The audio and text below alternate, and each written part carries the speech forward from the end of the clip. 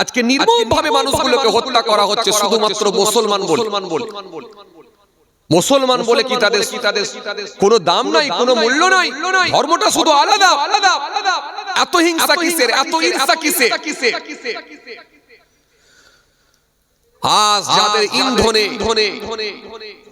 যাদের উগ্র ভাষণে, যাদের ইন্ধনে, যাদের বক্তৃতার মাধ্যম দিয়ে মানুষের ভেতরে হিংসার বাতাবরণ তৈরি করছেন, গোটা ভারতবর্ষ জুড়ে আজকে হত্যার প্রয়াস চালিয়ে যাচ্ছেন। মনে রাখবেন আপনাদের কপালেও দুঃখ আছে। আগামী দিন মনে রাখবেন, হিন্দু মুসলমান শিখ ইসাই যখন এক প্ল্যাটফর্মে আসবে, তখন মনে রাখবেন আপনাদের অবস্থা ইংরেজদের থেকেও খারাপ হবে। এখনো কিছু মানুষকে আপনারা টোপ দিয়ে ভুল বুঝিয়ে রেখেছেন বলে তাই এক জায়গায় আসছে না। কিন্তু যারা মানবিক, যারা শুভবুদ্ধি সম্পন্ন মানুষ, যারা উচ্চ শিক্ষিত মানুষ, তারা বিষয়টা বুঝতে পারছে এটা অন্য কিছু নাই, শুধুমাত্র টোপ দিয়ে মানুষকে বিভাজনের রাজনীতি করে শুধুমাত্র ক্ষমতায় টিকে থাকা ছাড়া আর অন্য কিছু নয়। আজকে বড় আফসোস, বড় দুঃখ যে আজকে কি অবস্থা চলছে। নির্মম ভাবে হত্যা করে দেওয়া হচ্ছে মুসলমানগুলোকে। বললি আপনারা বলবেন বাংলাদেশে যে ঘটনাটা ঘটেছে এটা আমরা তীব্র নিন্দা জানিয়েছি। বাংলাদেশ সরকার ইতিমধ্যে অ্যারেস্ট করেছে। বাংলাদেশের সরকারের কাছে আমরা আবেদন জানিয়েছি যে ওই অপরাধীগুলোকে চিহ্নিত করেছেন এবং তাদেরকে দৃষ্টান্তমূলক শাস্তি দিতে হবে। এটা আমরা প্রতিবাদ করেছি এই দেশ থেকে। কিন্তু তা বলে প্রত্যেক দিন মুসলিম হত্যা করবেন, কোথায় পেয়েছেন এরকম? মুসলমান বলে কি তাদের জীবন নাই? তাদের কি কোনো দাম নাই? তাদের কি কোনো মূল্য নাই? এই আগুন নিয়ে খেলবেন না। খেলতে খেলতে এমন একটা জায়গায় পৌঁছে যাবে, সেই সময় কিন্তু আপনারা পুলিশ প্রশাসন দিয়ে, র‍্যাব দিয়ে ঠেকাতে পারবেন না। রক্ত নিয়ে খেলবেন না, অনুরোধ করছি নেতাদের কাছে। আপনারা মানুষের সামনে সব সময় সম্প্রীতির বার্তা দেন, ঐক্যের বার্তা দেন, ভালোবাসার বার্তা দেন। এই পশ্চিম বাংলাকে আপনারা উত্তপ্ত করবেন না। এই এসআইআর নিয়ে মানুষের সামনে এমন ভাবে আপনারা তুলে ধরেছেন, এমন ভাবে এসআইআর করার চেষ্টা চালাচ্ছেন, মানুষকে কষ্ট দেওয়া, অস্থিরতার পরিবেশ তৈরি করছেন। মানুষের প্রাণহানি হচ্ছে, মানুষের জীবন চলে যাচ্ছে। এগুলো অন্যায় হচ্ছে, এইভাবে চলতে পারে না। এসআইআর হোক, আপত্তি নেই, কিন্তু যেভাবে প্রথমে বলা হয়েছিল সেভাবেই হোক, একটা নিরপেক্ষভাবে হোক, স্বচ্ছতার সঙ্গে হোক এবং সমস্ত কমিউনিটির মানুষের জন্য সমানভাবে হোক। যাক, যদিও আমি রাজনীতি নিয়ে আলোচনাও করি না, আর আমি কোন রাজনীতির লোকও না। বর্তমান সিচুয়েশনের দিকে লক্ষ্য করে নিরপেক্ষভাবে দু চারটে কথা বললাম। ভাইরা আমার, বন্ধুরা আমার, সাথী মহব্বতের ভাইরা, যাই হোক, ঠান্ডা বেরোনে চলবেন, সম্প্রীতি বজায় রাখবেন। যে প্রুফগুলো, ডকুমেন্টস গুলো চেয়েছে, চেষ্টা করবেন সেগুলো সব যে কটা পাওয়া যাচ্ছে সুন্দর করে আপনারা ওগুলোকে ঠিকঠাক ভাবে জেরক্স করে এবং সিগনেচার করে হিয়ারিং এ যাবেন এবং তার আগে বিএলওর সঙ্গে বারবার যোগাযোগ করে নেবেন। যাই হোক, আসেন আলোচনা, বেশি সময় করব না, খুব কষ্ট আপনাদেরকে দেবো না, অল্প সময় সংক্ষিপ্ত কিছু আলোচনা করে বিদায় নেব। চলুন এই দুঃসময়ে, দুর্দিনেতে, এই কঠিন সময় আমাদেরকে আল্লাহমুখী হতে হবে, আমাদেরকে দ্বীনমুখী হতে হবে, আল্লাহমুখী হতে হবে। যদি আমরা আল্লাহমুখী হতে পারি, দ্বীনমুখী হতে পারি, নিশ্চিতভাবে আমার আল্লাহর সাহায্য আমাদের উপরে অনিবার্য। জোরে বলতে পারেন না? কেন আল্লাহর ওয়াদা আছে, লা তাহিনু ওয়া লা তাহজানু ওয়া আনতুমুল আ'লাউনা ইন কুনতুম মুমিনিন। খবরদার, তোমরা ঘাবড়াবে না, চিন্তিত হইও না, ভেঙে পড়ো না, তোমরাই বিজয়ী হবে। শর্ত একটা, ইন কুনতুম মুমিনিন, যদি তোমরা মুমিন হও। ইয়া আইয়ুহাল্লাযীনা আমানু লা তুলহিকুম আমওয়ালুকুম ওয়ালা আওলাদুকুম আন যিকরিল্লাহ ওয়া মান ইয়াফআল যালিকা ফাউলাইকা হুমুল খাসিরুন। আল্লাহ রাব্বুল আলামিন বললেন, হে ঈমানদারেরা, লা তুলহিকুম আমওয়ালুকুম ওয়ালা আওলাদুকুম আন যিকরিল্লাহ, তোমাদের সন্তান, তোমাদের ছেলে মেয়ে, তোমাদের বিবি বাল বাচ্চা যেন আমার জিকির থেকে তোমাদেরকে গাফিল না করে দেয়।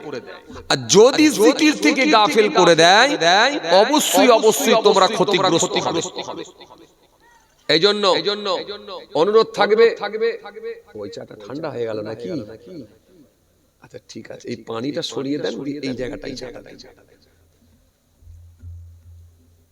এই পানিটা সরিয়ে দেন। এই জন্য ভাইরা আমার অনুরোধ থাকবে, সকলে দিনমুখী আল্লাহমুখী হয়ে যান, ইসলামের দিকে ধাবিত হন। অন্যায়, অত্যাচার, অবিচার, মেরে নেওয়া, কেড়ে নেওয়া, হিংসা থেকে দূরে সরে আসেন। প্রত্যেকে 5 ওয়াক্ত নামাজি হয়ে যান, নিশ্চিতভাবে আল্লাহর সাহায্য আসবে। আর আল্লাহ ওয়াদা দিয়েছেন, আমার সাহায্য হলো সবথেকে বড় সাহায্য। সবথেকে বড় সাহায্য, আল্লাহর সাহায্য যখন আসবে পৃথিবীর কোন মানুষের ক্ষমতা নাই সেটাকে ঠেকাতে পারে, আটকাতে পারে। আসেন, আল্লাহর সাহায্য যদি আমাদের উপরে চলে আসে ইনশাআল্লাহ নিশ্চিতভাবে আমরা কামিয়াবি হব। ভাইরা আমার সাথী মোহাব্বতের ভাইরা, এইজন্য প্রত্যেকের কাছে আমার অনুরোধ, সকলে নামাজি হয়ে যান, আল্লাহওয়ালা হয়ে যান, ধার্মিক হয়ে যান, ইমানদার হয়ে যান।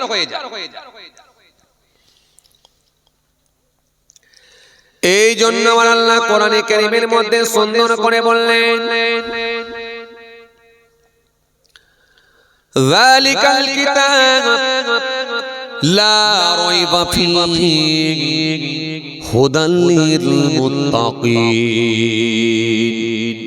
আল্লাহ রাব্বুল আলামিন কোরআনে কারীমের মধ্যে বললেন, এই সেই কিতাব যার মধ্যে কোনো সন্দেহের অবকাশ নাই।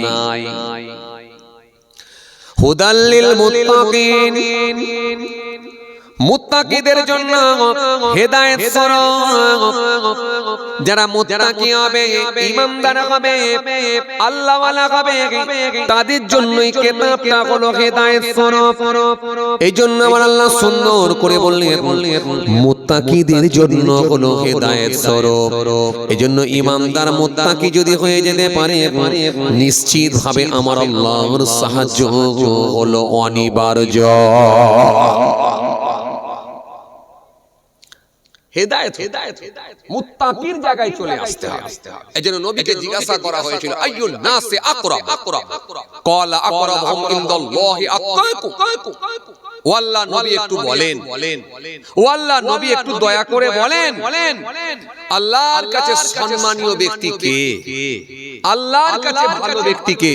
নবী বলেন, ক্বালা আকরামুহুম ইনদাল্লাহি আতকাকুম।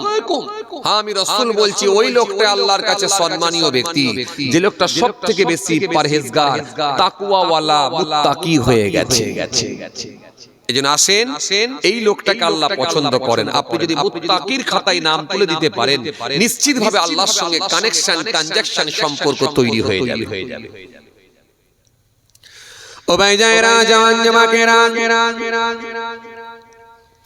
ও আমার মুরব্বিয়ানেরা, বাবারা শুনে রেখে দিন। এই জন্য আমার আল্লাহ কোরআনের মধ্যে সুন্দর করে বললেন, الذين يؤمنون بالغيب ويقيمون الصلاة ومما رزقناهم ينفقون। الذين يؤمنون بالغيب, যারা গায়েবের উপরে বিশ্বাস করবে,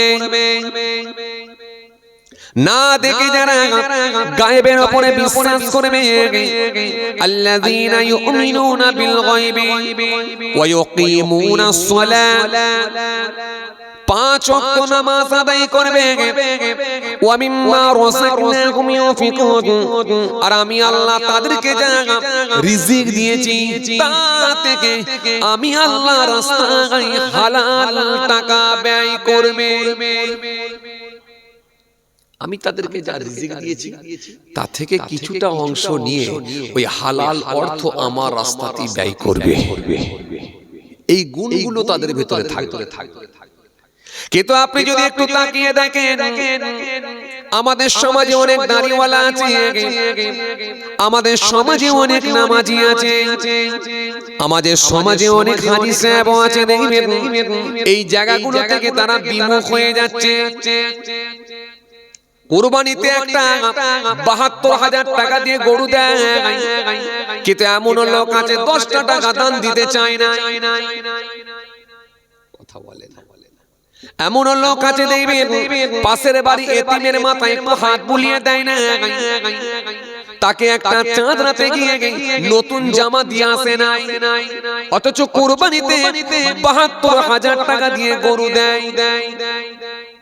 ১০০ খানা কাপড় বিলি করে চাঁদ রাতে, ১৫০ খানা ক্যামেরাম্যানকে ভাড়া করে নিয়ে আসে। এই হাইলাইট না বলে প্রচার প্রসারে না থাকলে দান দেয় নাই। সমাজে এমন কিছু মানুষ আছে না নাই? আমাদের সমাজে কিছু মানুষ আছে দেখবেন 22 লাখ 24 লাখ টাকা দামি গাড়ি চাপতে ভালোবাসে, কিন্তু একটা অসহায় ব্যক্তি যদি জ্যামেতে গিয়ে 10টা টাকা যায়, 10টা টাকা দান দিতে পছন্দ করে না। মাঝে মাঝে আপনারা যখন কলকাতার উপর দিয়ে যান, মাঝে মাঝে আপনারা যখন রাস্তাঘাটে বাইক নিয়ে 4 চাকা নিয়ে যান, আমার কথাটা একটুখানি মিলিয়ে দেবেন। আমাদের সমাজে কিছু মানুষ আছে দেখবেন গাড়ি নিয়ে যখন এক জায়গা থেকে আর এক জায়গায় যায়, সিগনালে যখন আটকে যায়, সিগনালে আটকালে দেখতে পাওয়া যায় 3খানা বাতি লাগানো থাকে ভাই। একটা লাল কালারের বাতি, রেড কালারের বাতি, একটা সবুজ কালারের বাতি, গ্রিন কালারের বাতি, আর একটা হলো ইয়েলো কালারের বাতি, হলুদ কালারের বাতি। 3খানা বাতি লাগানো থাকে। কথা বলছেন না কেন? 3খানা সিগন্যাল বাতি থাকে না? থাকে কি থাকে না? থাকে। লাল কালারের বাতির একটা কাজ আছে, সবুজ কালারের বাতির একটা কাজ আছে, আর ইয়েলো কালারের বাতির আর একটা কাজ আছে। লাল কালারের বাতি যখন জ্বলে গেল গাড়ি দাঁড়িয়ে গেল, সবুজ বাতি যখন জ্বলে গেল গাড়ি চালিয়ে দেওয়া হলো, আর মাঝখানে হলুদ বাতি যখন জ্বলে গেল কি করবে এবারে বলো? হলুদ বাতির কাজ কি? গাড়ি স্লো করা। হলুদ বাতি গাড়ি স্লো করা, একটা ছাড়া, একটা দাঁড়িয়ে যাওয়া, আর একটা লাইসেন্স করতে গেলে এগুলো জিজ্ঞাসা করে। কথা বুঝতে পারছেন? আমাকে ফের বুড়ো বয়সে আবার লাইসেন্সের টাইল দিতে হলো। কথা বুঝতে পারছেন? আমার লাইসেন্স ছিল 2005 সালে, আর 1987 সালে আমি 1997 সালে আমি গাড়ি চালানো প্র্যাকটিস করেছি। গাড়ি চালানো শিখেছি 1997 সালে, আর লাইসেন্স হলো 2005 সালে। আর রিনিউ করতে হয়েছিল আমার, আপনার টাইম ছিল 2005 সালে, মানে 25 বছরের ভ্যালিডিটি ছিল।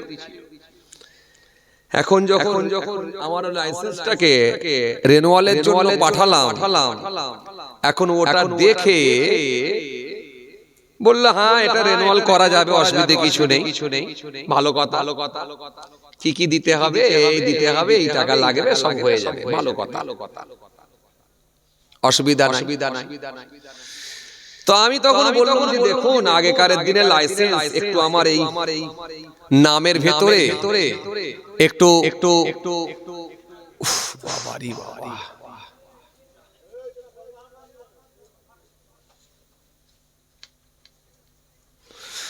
এই নামের ভেতরে কিছু মিস্টেক আছে। তৎকালীন সময় মানে বুঝতেই পারছেন কিছু ভুলভ্রান্তি থাকতেই পারে। তো এখানে একটু স্পেলিং এর গোলমাল আছে, তো এগুলোকে একটু সংশোধন করে দিতে হবে। এই স্পেলিং এর যেখানে যা গোলমাল আছে এগুলো কিন্তু ঠিক করে দিতে হবে বলে আমি সুন্দর করে লিখে দিলাম। তো দেখে নিয়ে বলছে এগুলোকে ঠিক করা যাবে না, ঠিক করতে গেলে অনেক সমস্যা, তার থেকে আপনি নতুন একটা লাইসেন্স করে নেন। আর আগেকার দিনে লাইসেন্স ছিল ম্যানুয়াল সিস্টেম, আর এখনকার দিনে যে লাইসেন্স গুলো হচ্ছে এগুলো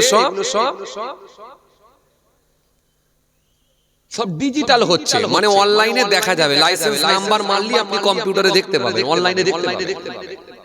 আর আগেকার দিনে ছিল ম্যানুয়াল সিস্টেম, হাতে লেখা। লাইসেন্স ঠিক আছে, কিন্তু ওদের খাতায় এন্ট্রি করা থাকতো, খাতায় লেখা থাকতো, খাতায় লেখা থাকতো, মানে কম্পিউটারে আর তোলা থাকতো না। মানে অনলাইনে দেখা যাবে না আগেকার সিস্টেমে লাইসেন্স বললে। এখন তাহলে আপনি ডিজিটাল করে দেন, ম্যানুয়াল সিস্টেম আপনার আছে, তার থেকে ডিজিটাল হোক ভালো হবে, তাহলে করে দেন। সেই যে করতে দিয়েছি এখনো ভুগছি।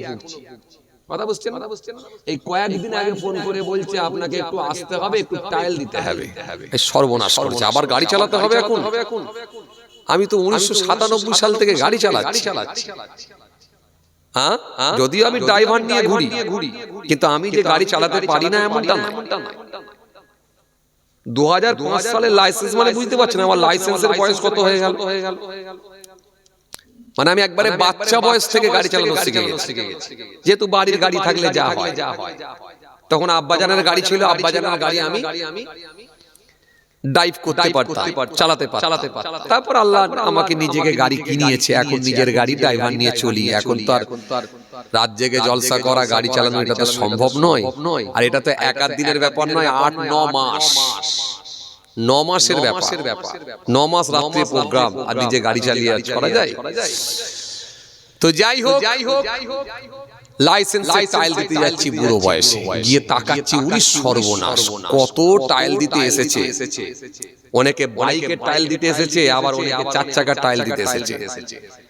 টাইল দেওয়া শিখিয়ে সেই কি বলে ঢালাইয়ের উপরে টুপিগুলোকে রেখে দিয়েছে, দিয়ে বলছে মোটরসাইকেল নিয়ে যারা টাইল দেবে তাদেরকে বলছে এই দিক দিয়ে যেতে হবে, গিয়ে বাঁ দিকে ঘুরতে হবে, বাঁ দিকে সিগন্যাল ঘোরাও।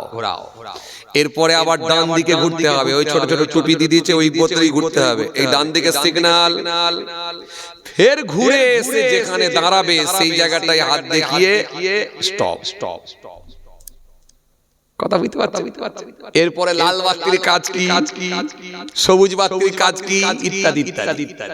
তো এই যে টাইল দিতে গিয়ে এগুলো জিজ্ঞাসা করছে, এগুলো তো আবার পাস ফেল আছে।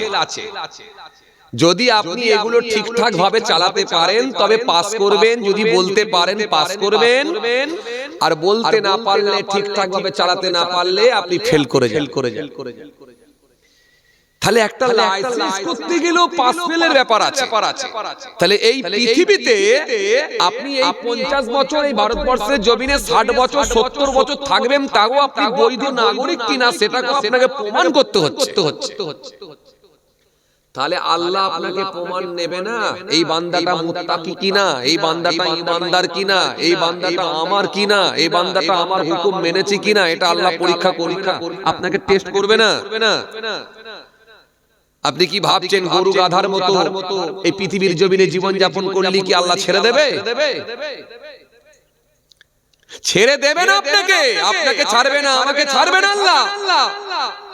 গরু গাধার মতো পৃথিবীতে যদি জীবন যাপন করো আমি ছাড়বো না। পৃথিবীতে তুমি এসেছো, তোমাকেও আমি টেস্ট করে নেব। শিখতে হবে এই জন্য গোসলের ফরজ, শিখতে হবে ওযুর ফরজ, শিখতে হবে ওযুর সুন্নত, শিখতে হবে নামাজ, শিখতে হবে আপনাকে রোজা রাখা, আওকাত থাকলে হজ, যাকাত ইত্যাদি ইত্যাদি সব আপনাকে করতে হবে। যদি না করো তাহলে নিশ্চিত হবে আমি আল্লাহর কাছে তুমি কিন্তু গ্রেফতার হবে, ধরা খাবে। চলেন আপনাকে আমি যেটা বলতে এত দূর চলে এলাম। তাহলে লাল বাতি জ্বলে গেল মানে কথা বলে না। এখানে মোটরসাইকেল ড্রাইভিং করা কেউ নেই নাকি? আছেন তো? দাঁড়িয়ে যাওয়া। আর সবুজ বাতি জ্বলে যাওয়া মানে গাড়ি চালিয়ে দেওয়া। আর হলুদ বাতি আপনাকে জ্বালিয়ে দিলে, হলুদ বাতি জ্বলে গেলে প্রস্তুতি নেওয়া। তার মানে কি করবে? হলুদ বাতি আপনাকে বলে দিচ্ছে কি করবে, এরপরে লাল জ্বলবে। পার হলে এক্ষুনি হলুদের মধ্যেই পার হতে হবে, আর না স্লো হয়ে যাও, যে দাঁড়িয়ে যাও। কেন? এরপরে লাল জ্বলবে। তার মানে হলুদ আপনাকে সাবধান করে দিচ্ছে, হলুদ আপনাকে সতর্ক করছে, হলুদ বাতি আপনাকে সতর্ক করে দেয়, সাবধান করে দেয়। আপনি তৈরি হয়ে যান, কি করবেন, এরপরে লাল জ্বলবে। হে তরুণীরা, নওজওয়ানেরা, হে যুবকেরা, হে আমার মুরব্বিয়ানেরা, বাবারা শুনে রেখে দিন, বাবারা জেনে রেখে দিন, বাবা শুনে রেখে দিন। বাবা, যে কথা আপনাদের বোঝাতে চাইছি, তাহলে লাল বাতি যখন জ্বলে গেল, গাড়ি দাঁড়িয়ে গেল, আর সবুজ বাতি যখন জ্বলে গেল, গাড়ি ছাড়া হলো, আর হলুদ বাতি যখন জ্বলে গেল, কি করবে তুমি এবারে? প্রস্তুতি নাও, বলো। তিন বাতির তিন রকম কাজ আছে। এই লাল বাতি যখন জ্বলে যায়, গাড়ি তখন দাঁড়িয়ে যায়, আর গাড়ি যখন দাঁড়িয়ে যায়, ওই সময় জ্যামেতে দেখবেন কিছু অসহায় ব্যক্তি, কিছু অভাবী মানুষ, কিছু গরিব মানুষ, কিছু দুস্থ মানুষ ওই গাড়ির সামনে এসে হাতটা বাড়ায়, 10টা টাকা আমাকে দান দাও, 20টা টাকা আমাকে দান দাও। মাঝে মাঝে দেখেন না এগুলো হয়, সিগনালে হয় কিনা? ওই সময় দেখবেন কিছু গাড়িওয়ালা আছে, দেখবেন কিছু ধনী লোক আছে, দেখবেন গাড়িতে বসে থাকে, যে গাড়িটার 26 লাখ টাকা দাম, 28 লাখ টাকা দাম, যে গাড়িটার 22 লাখ টাকা দাম, 24 লাখ টাকা দাম, এরকম দামি গাড়ি কেউ বসে আছে ফরচুনা গাড়িতে, কেউ বসে আছে ইনোভা গাড়িতে, কেউ বসে আছে আবার XUV 700, কেউ বসে আছে দেখবেন XUV 700, কেউ বসে আছে দেখবেন টপ মডেল স্করপিও গাড়িতে। কিন্তু ওই সময় দেখবেন 10টা টাকা দেওয়ার ভয়েতে গ্লাসটাকে দেখবেন তুলে দেয়, কাঁচটাকে তুলে দেয়। তার মানে 10টা টাকাও দান দেবে না, 10টা টাকাও দান দেবে না, 20টা টাকাও দান দেবে না। সমাজে এমন কিছু ধনী লোক আছে। এই জন্য আল্লাহ বলছেন এটা মুত্তাকি ব্যক্তিদের গুণ নয়। মুত্তাকি ব্যক্তিদের ভেতরে কতগুলো গুণ থাকবে। আল্লাযীনা ইউমিনুনা বিল গায়বি ওয়া ইউকিমুনাস সালাতা ওয়া মিম্মা রাযাকনাহুম ইউনফিকুন। আমি আল্লাহ বলছি না দেখে ওরা গায়েবের প্রতি বিশ্বাস করবে। দ্বিতীয় নাম্বার হলো 5 ওয়াক্ত সালাত নামাজ আদায় করবে, আর আমি আল্লাহ তাদেরকে যা রিজিক দিয়েছি তা থেকে আমি আল্লাহর রাস্তায় কিছুটা ব্যয় করবে। আমি আল্লাহর রাস্তায় হালাল টাকা নিয়ে কিছুটা ব্যয় করবে। এটা হলো মুত্তাকিদের আলামত। এইজন্য আল্লাহ বললেন যদি না দেওয়া হয় আমি আল্লাহ অন্য জায়গায় সুন্দর করে জানাচ্ছি। আল্লাহ অন্য জায়গায় বললেন আরাআইতাল্লাযী يكذب بالدين فذلك الذي يدعو اليتيم ولا يحض على طعام المسكين فويل للمصلين الذين هم عن صلاتهم ساهون الذين هم يراءون ويمنعون الماعون। আল্লাহ সুন্দর করে বললেন হে আমার নবী, হে আমার দোস্ত, হে আমার বন্ধু, শোনো আপনি কি তাদেরকে দেখেছেন যারা কিয়ামত দিবস সম্পর্কে মিথ্যাচার করে, কিয়ামতকে যারা অস্বীকার করে না, কিয়ামতকে যারা অস্বীকার করে মানে না। فذلك الذي يدعو اليتيم এতিমদেরকে যারা খাদ্য দেয় না, এতিমদেরকে যারা খাবার দেয় না, এতিমদেরকে যারা ভালোবাসে না, فذلك الذي يدعو اليتيم ولا يحض على طعام المسكين আর মিসকিনদেরকে যারা ঘাড় ধাক্কা দিয়ে বের করে দেয়, মিসকিনদেরকে যারা ঘাড় ধাক্কা দিয়ে পাঠিয়ে দেয়, মিসকিনদেরকে যারা পছন্দ করে না, 10টা টাকা চাইলে গরম পানির ছিটা মেরে দেয়, 20টা টাকা চাইলে লাল চোখ দেখিয়ে দূর করে দেয়। এই মানুষগুলো হলো মিসকিনদেরকে পছন্দ করে না। কিন্তু আমি আল্লাহ বলছি ফাওয়াইলুল লিল মুসাল্লিন, এই নামাজিগুলোর জন্য হলো কপাল ফাটা। ওরা নামাজি না, নামাজি নামাজি লোকে বলবে নামাজি, কিন্তু আমি আল্লাহ বলছি আমার কাছে কোনো মূল্য নাই। ওরা কোনো কপাল ফাটা নামাজি। তাহলে সব নামাজির কোন আল্লাহর দরবারে দাম? কথা বলে না। সব নামাজির দাম আল্লাহর দরবারে নাই। সব দাম, সব নামাজির দাম আল্লাহর দরবারে নাই। এরা কপাল ফাটা নামাজি। এই কপাল ফাটা নামাজিও সমাজে আছে না নাই? আছে না নাই? আছে। এই নামাজিগুলোর কোনো মূল্য নাই, দাম নাই। এই জন্য আল্লাহ বলেন শোনো, তোমাদেরকে নামাজও পড়তে হবে এবং আমি আল্লাহ যা হালাল মাল দিয়েছি তা থেকে আমার রাস্তায় দান করতে হবে। الذين يؤمنون بالغيب ويقيمون الصلاة ومما رزقناهم ينفقون والذين يؤمنون بما أنزل إليك وما أنزل من قبلك وبالآخرة هم يوقنون। এরপর আল্লাহ বললেন ও আমার হাবিব শুনেন, এরপরে তাদেরকে বিশ্বাস করতে হবে কি আমি আল্লাহ পাক যেটা আপনার উপর নাজিল করেছি এবং আপনার পূর্বে নাজিল করেছিল। নবীর উপরে নাজিল হয়েছে কি? কথা বলে কি অবতীর্ণ হয়েছে, নাজিল হয়েছে কি? কোরআন শরীফ, কালামুল্লাহ কোরআন শরীফ। একদম কারেক্ট আনসার। ও আমার হাবিব, আপনার উপরে আমি আল্লাহ যা নাজিল করেছি এবং আপনার পূর্বেও যা নাজিল করেছিলাম।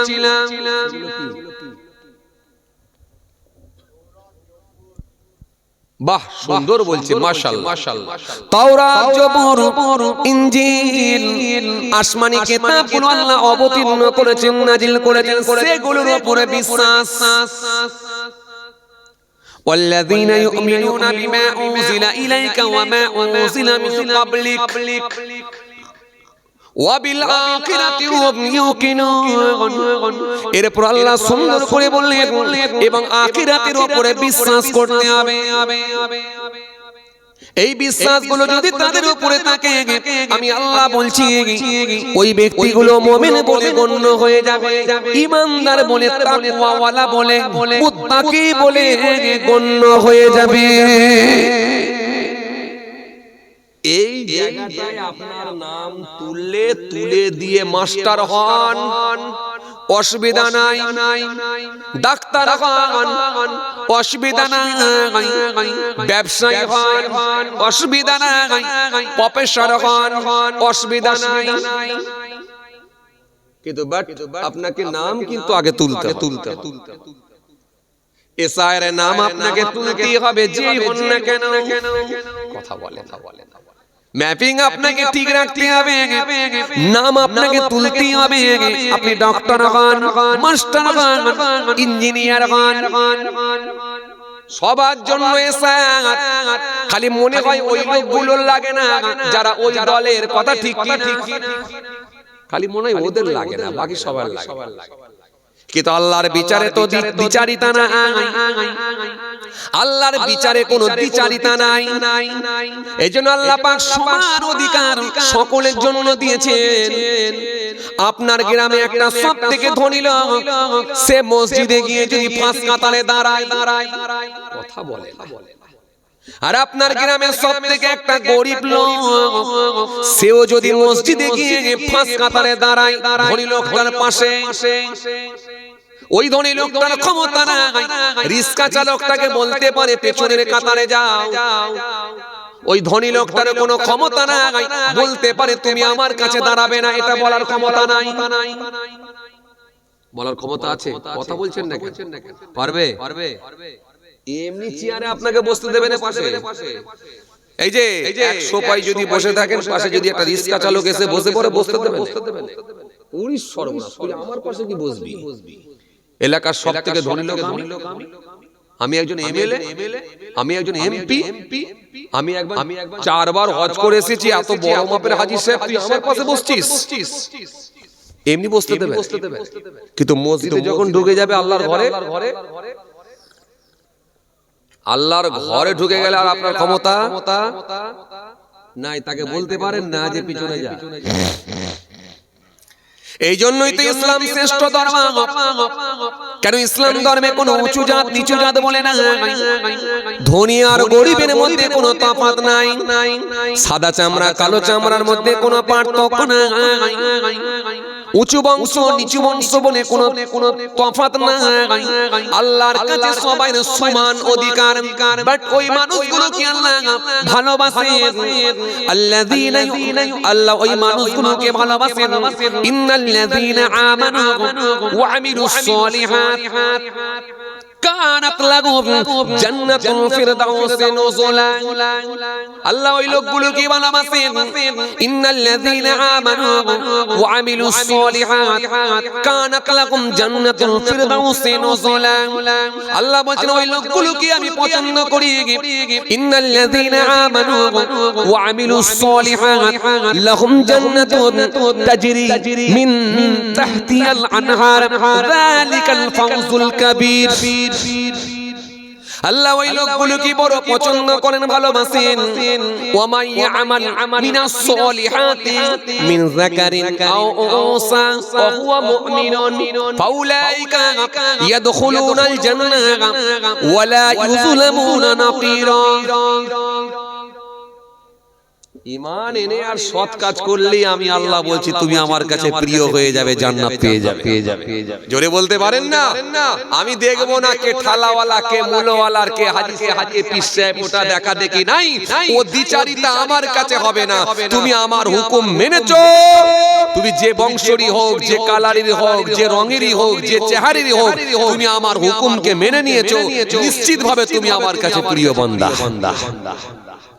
আল্লাহর আইন সবার জন্য সমান। আল্লাহর কাছে বিচার আলাদা নয়, কোনো দ্বিচারিতা নাই। জি জি জি আসেন বোঝাতে চাইছিলাম, তাহলে আল্লাহর খাতাতে নাম তুলে দিয়ে আপনি যে বংশেরই হোক না কেন, যে বংশেরই হন না কেন, যে কর্মেরই হন না কেন, যে কাজের সঙ্গে যুক্ত থাকেন না কেন, কোনো চাপ নেই। খালি আপনার এইটুকু চাপ, আল্লাহর খাতাতে নামটাকে এন্ট্রি করতে হবে, তুলতে হবে। তুলে দিতে পারলি আপনি জ্ঞানী, তুলে দিতে পারলি আপনি সাকসেস।